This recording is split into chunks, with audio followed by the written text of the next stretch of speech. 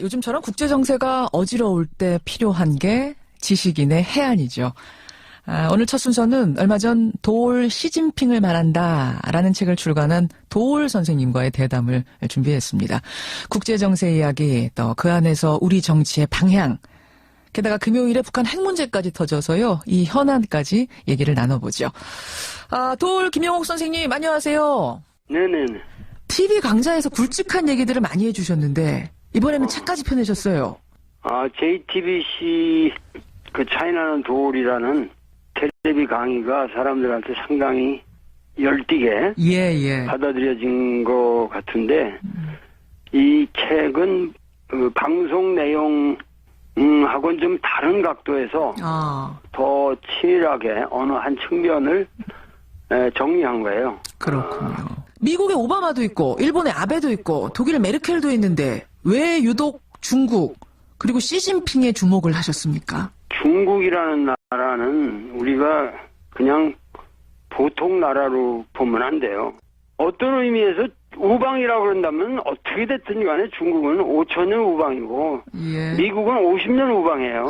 그렇게 되네요. 따지고 보면. 그러니까는 사람들이 너무 우리가 미국과의 관계는 아주 대단한 무슨 특별한 관계인 거로 생각하면서 중국 그러면은 무슨 어디 아프리카 나라를 쳐다보듯이 보는 경향이 있단 말이에요. 그러니까 그거는 아주 잘못된 거예요. 근데 이런 신냉전 구도에서는 그래도 우리가 미국 쪽에 줄을 서야 되는 게 아니냐 이런 이야기를 하는 분들도 계시거든요.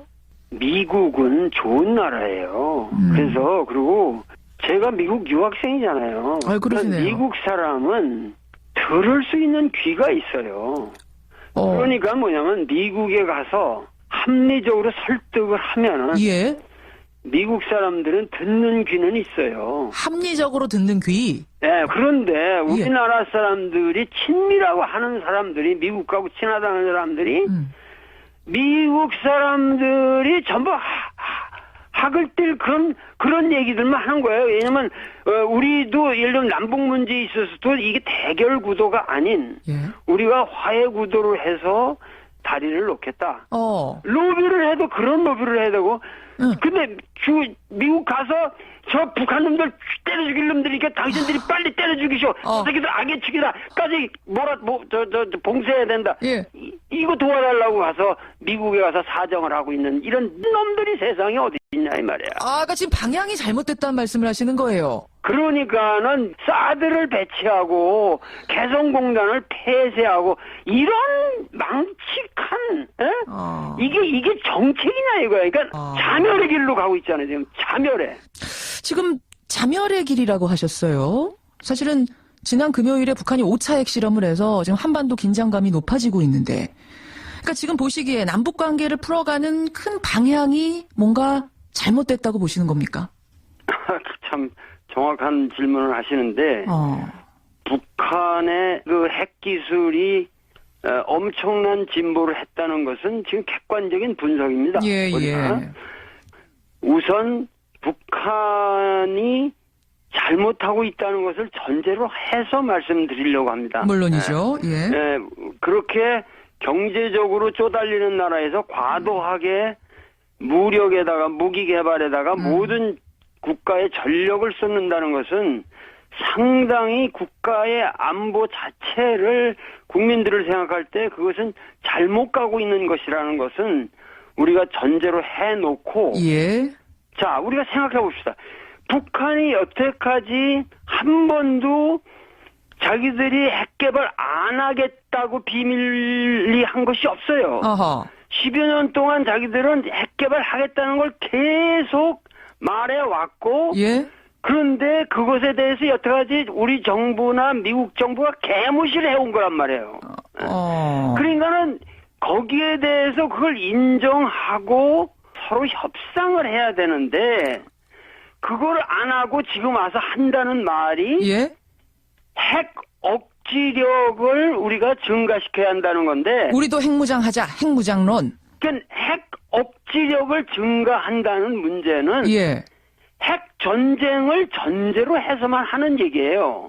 그것은 무슨 얘기냐면 저 북한의 지금 핵의 능력이 10이라면 우리가 20을 가져야 된다. 그렇죠. 그러면 서로 이 핵이라고 하는 것은 예. 어디가 세냐 약하냐 문제가 아니라 우리가 그럼 우리 국토에다가 지금 우리 스스로 원자폭탄을 그냥 핵폭탄을 그냥 퍼붓겠다는 얘기를 서로 하고 있으니 우리가 우리에게. 그렇죠. 이게 우리가 우리에게 우리 국토에 우리 국민에게 같은 이 민족끼리 그러니까는 결국 이것은 전혀 정책 방향이 될 수가 없는 것이고 오로지 정책이라고 하는 것은 예. 북한으로 하여금 자기들 스스로 그 핵무기를 억제하고 그거를 풀어나갈 수 있도록 중국과 우리가 이렇게 합의를 해가면서 예. 그들이 원하는 것은 그냥 그들이 원하는 것은 핵전쟁이 아니라 그 핵무기를 빙자한 그 요구가 있단 말이에요. 전 국제사회에 대한 그렇죠. 그 요구를 전부 드러내서 우리가 대타협의 이 세계적인 안을 만들어야 한단 말이죠, 지금. 대화의 테이블로 이끄는 게 중요하다 이 말씀이세요. 근데 일각에서는 북한은 그 대화가 통하는 집단이 아니다. 그러니까 우리도 어쩔 수 없이 선제 공격을 할 준비를 하고 있어야 되고 핵무장도 그런 의미에서 하고 있어야 된다. 이런 주장을 핵무장론자들은 하는 것 같은데요. 근데 그것이 실효가 있다든가, 예. 네? 그게 실효가 있으면은 문제가 없는데 계속해서 그런 식의 제재가 북한의 입장을 강화시켰고 경제 제재라고 그러지만은 예. 그 무역 수치도 보면 북한은 오히려 증가했고 이 중국 입장이 왕이라는 그 외교부장이 예. 이 문제는 처음부터 이 평화협정과 비핵화라고 하는 이 두 가지 입장을 동시에 해결해야 된다는 게 중국의 기본 입장이기 때문에 우리 스스로 만약에 전 세계를 향해서 앞으로 외교 가서 저기 하면은 얼마나 우습게 보겠어요. 예를 들면 서독 정부가 돌아다녀서 옛날에 동독 인민들을 다 굶어 죽여야 된다고 그거 좀 도와달라고 세계로 로비하고 다닌다 그러면 그거 우리가 옆집을 보더라도 어느 저 형제들이 싸우는데 예, 그렇게 비열하게 어디 돌아다니면서 우리 형 죽여달라 뭐 우리 동생 죽여달라 굶어 죽게 해달라고 그런 식으로 이 전 세계는 이 문제를 바라보지도 않고 예. 국내도 내 어저께 저 목욕탕을 갔더니 정말 소위 말해서 꼴보수 노인들만 앉아 있는데도 예. 거기서 제가 여보시오 이런 문제는 이게 여태까지 이렇게 방치해 왔다는 것 자체가 예. 우리가 소위 말해서 권력자들한테 권력을 준 것은 국민이 권력을 위탁한 것뿐이에요. 그러면 정치를 해달라고 우리가 위탁을 한 건데 정치라는 게 뭐냐 협상하고 우리가 이런 위험에 빠지지 않도록 미리미리 준비를 해왔어야 그게 정치지. 도대체 이게 말이 되냐? 그러니까 모든 사람들이 꼴보수들조차도 그 말은 참 맞다. 다들 합의하더라고요. 그러니까 국내적으로도 예. 보수 세력들 어쩌고 저쩌고 하지만 예. 이제 안 맥힌다고. 더 이상 이런 논리는 안 맥혀요. 알겠습니다. 봉쇄하고 제재하고 압박하는 정책 계속 해왔는데 이게 지금 통하는 상황이 아니고 오히려 반대작용이 지금 더 강해지고 있는 거라면 과연 이 방향이 맞느냐. 이건 오히려 자멸의 길 아니냐. 그런 의미의 자멸을 말씀하신 거예요. 그러니까 비핵화와 평화협정을 동시에 추진해 가면서 예. 이 동아시아 전체 정세의 안정을 꾀함으로써 이런 방식으로 중국과 좋은 관계를 맺으면서 예. 미국에게 도움을 정중하게 요청하면 미국은 미세스 클린턴도 엊그저께 예. 회담하라는 거면 북한의 강도 높은 제재를 해야 된다는 말을 하면서 한편으로는 예. 우리가 이란식의 해결 방법은 얼마든지 있다 이런 말까지 했거든요. 예. 그러니까는 큐바나 이란을 해결하는 방식으로 우리 문제도 해결해 달라는 거예요. 알겠습니다. 지금 중국의 역할 말씀하셨어요. 중국. 네. 마침 책이 또 중국과 관련된 책이기도 합니다만 네. 이럴 때일수록 북핵 관련된 문제가 복잡해지면 복잡해질수록 중국의 역할에 우리가 기대를 많이 해야 되는 거죠. 우리의 이 입장은 항상 뭐냐면 중국과 미국을 화해시키는 중간자로서의 세계사적인 우리가 임무가 있다고요. 이거 중국이라고 하는 이 지정학적인 위치는 이런 모든 가능성을 가지고 있고 소위 말해서 강대국이 다 집결돼 있는 이 축에서 우리가 지금이야말로 빨리빨리 평화를 가져올 수 있는 절호의 찬스고 오히려 북한의 협상 카드가 우리의 협상 카드가 될 수 있다는 거예요. 그게. 근데 지금 사드 배치와 관련돼가지고 중국하고도 사이가 썩 좋지가 않아요. 어떻게 보시죠? 바보스러운 일이죠. 사드나 이런 걸 가지고 이게 북한이라고 하는 것은 지금 주체사상으로 주체적으로 개발하고 있기 때문에 그게 어떻게 발전할지 모른다고. 과거 클린턴 대통령 때만 해도 경수로 운운하면서 우리가 그때는 북한이라는 건 쉽게 협상이 가능했어요.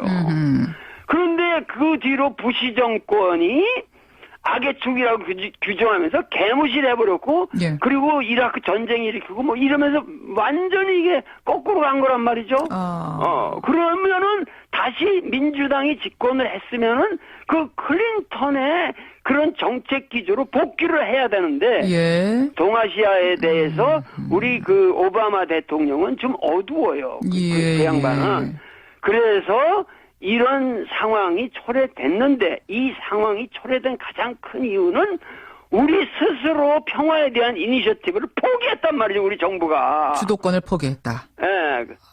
세계사적인 건 주도권인데. 저는 어저께 북한산에 올라갔다가 보니까 눈물이 쭉 나오더라고요. 그러셨어요. 왜 이렇게 이 나라에는 이 위대한 지도자가 좀 태어나서 우리를 바르게 이끌지 못하고 이런 위험 곤경에 국민들을 자기들이 위험 공경에 빠져놓고 국민들을 향해서 불순 세력이 준동하고 있다. 이런 망측한 말들을 쏟아내는 정부가 이게 국민의 정부입니까 그게? 알겠습니다. 그러니까 우리 정부의 지금 외교의 방향 자멸의 길로 가고 있는 거 아니냐 개탄을 하셨는데. 그러니까 워낙 큰 현안인지라 지금 핵 문제 중심으로 먼저 말씀을 좀 나눴고요. 화제를 좀 바꿔보죠.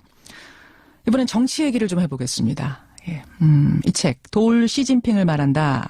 이 책에 보면 우리 정치인들은 크게 한 번에 튀어야 인정을 받는 데 비해서 중국 정치인들은 차근차근 업적을 쌓아가는 이른바 저구제다. 이런 말씀을 하셨어요.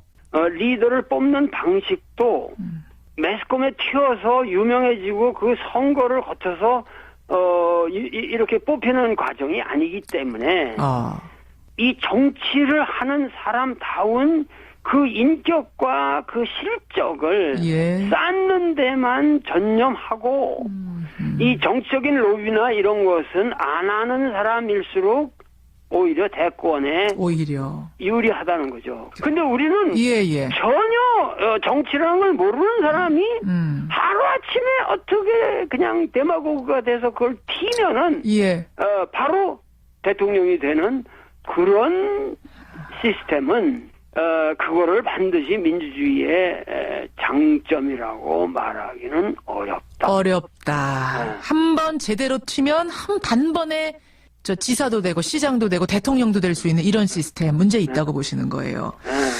지금 리더십 얘기가 나왔으니 말입니다만 우리도 이제 내년이면 대선이 있습니다. 지금 대권 주자라고 이제 여럿이 좀 조금씩 나오고 있는데 보면 어떤 생각 드세요? 중요한 것은 2017년 대선이라고 하는 것은 여태까지 어떠한 우리나라의 선거하고도 성격이 다릅니다. 무슨 얘기냐면은 지금 시진핑을 내가 쓴 이유도 똑같은 건데 시진핑이라는 사람의 특징이 뭐냐면 뉴 패러다임이라는 거예요. 뉴 패러다임. 이게 무슨 얘기냐면 중국의 1949년도에 중화인민공화국이 성립된 이래로 중국의 정치 지도자는 두 사람밖에 없어요. 두 사람이라는 건 모택동과 등소평이에요. 그렇죠. 그리고 나머지는 뭐냐면 후진타오까지도 전부 등소평이 점지한 사람이에요. 그런데 시진핑은 전혀 모택동 등소평 패러다임과 무관한 사람이에요. 그렇죠. 새로 뽑힌 거예요. 전혀 다른 루트를 통해서. 그런데 우리나라도 똑같다는 거죠. 무슨 얘기냐면은 우리나라 정치사라는 게 인물 두 사람밖에 없어요. 그거는 이승만하고 박정희예요. 왜 두 사람밖에 없습니까? 생각해보세요. 이 전두환이라든가 노태우는 예. 박정희의 아들이라고 그러는 사람이고 김영삼 DJ 김대중은 예. 박정희의 안티테제로 빛을 본 사람이고 또 노무현은 박정희의 아들인 전두환의 안티테제로 청문회 잘해가지고 된 사람이고 그 다음에 이명박은 박정희 개발 독재에 아주 마이너한 산물에 불과한 거니까. 그렇게 평가를 하시는군요. 그렇게 따지고 보면 둘밖에 없다. 박근혜까지는 예. 완벽한 이승만 정의 패러다임의 그 선상에 있는 사람들이에요. 반대급부로 뽑혔건 그 라인에서 뽑혔건 어쨌든 그 두 사람의 패러다임 속에서 뽑힌 대통령들이다. 들이다는 거죠. 그런데 2017년에는 예. 지금 보세요. 뭐 문재인이 되었든 뭐 박원순이 되었든 뭐 안희정이 되었든 뭐 남경필이 되었든 원희정이 되었든 뭐 누구를 you name it 그런 사람들이 전부가 뭐냐면 자기 정견을 가지고 국민들에게 새롭게 아필해야 되는 사람들이지 과거에 있는 정치적 권력을 백그라운드를 해서 이제는 겁줄 수 있는 그 뭐가 없는 사람들이란 말이죠. 본드를 배경으로만 해서 대선에 나오면 100패합니다. 100패. 그런 관계를 앞세워서 나오면 다음 대선은 어렵다. 절대 어려워요. 예를 들면 이러한 새로운 판에 예. 무심하게 자기를 비우고 예. 여기 좀 도올 시진핑을 말한다에 그 왕꼬이라는 사람의 그 인생 삼중 경계를 들어가서 내가 무아지경이라는 말을 했는데 예. 자기를 비워야 됩니다. 무아.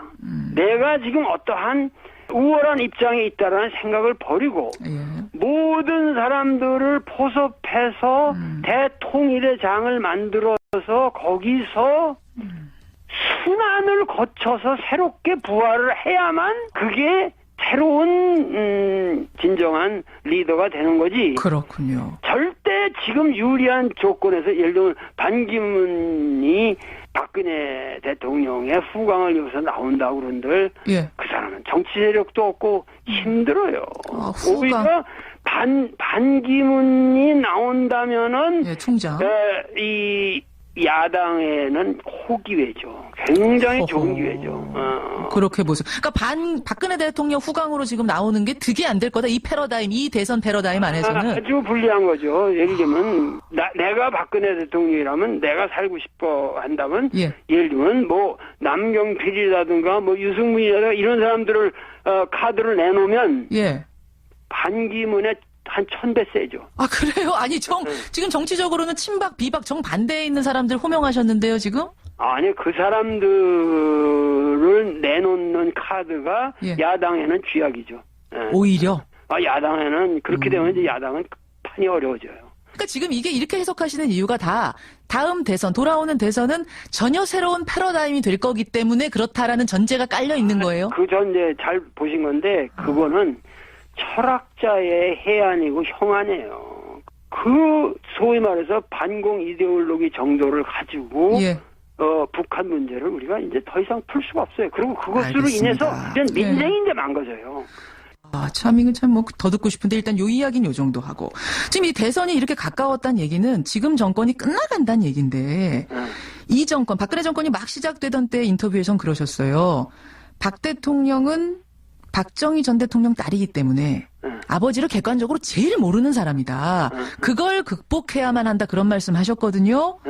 이제 정권 이만큼 지내놓고 뒤돌아볼 때 어떻게 잘 극복했습니까? 박근혜 정권 어떻게 평가하십니까?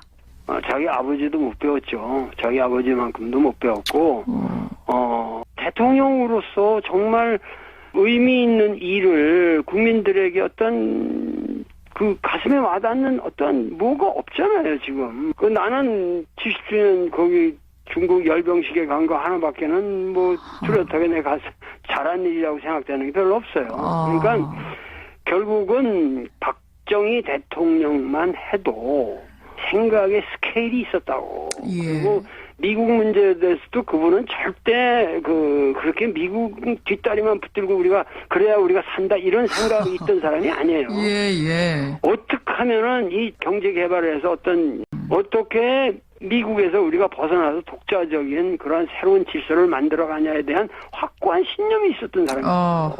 그러니까 박근혜는 그러한 전혀 박정희 대통령이 가지고 있는 그런 틀을 0.00000001도 배우지 못했습니다. 그렇게까지. 완전한 소위 말해서 수국 권리를 가지고 모든 거를 재단하고 하다못해 국정교과서 완전히 만들겠다. 이거는 아주 큰 사상적 독재까지 하겠다는 거 아니에요. 그럼 제일 지금 마음에 걸리시는 건 이만큼 지내놓고 보니 국정교과서입니까 역시?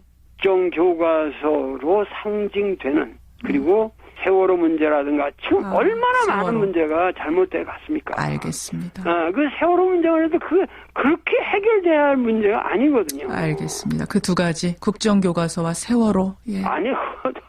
두 가지뿐만 아니라 두 가지뿐만 아닙니까? 개성공단 폐지하고 모든 게 다 그렇죠. 그렇군요. 그럼 2016년 현재 2017년 대선에서 가장 중요한 리더십은 무아지경입니까? 한 단어로 표현하자면? 그렇게 말할 수 있죠. 자기 대통령이 되고자 하는 그 자리에 대한 욕심이 아니라 진정으로 자기를 버리면서까지도 이 민족의 대의를 세우겠다고 하는 그 추상명사에 대한 헌신이 있어야 된다. 좋은 말씀입니다. 예, 오늘 귀한 말씀 고맙습니다. 네네네. 감사합니다. 예. 도올 김용옥 선생님.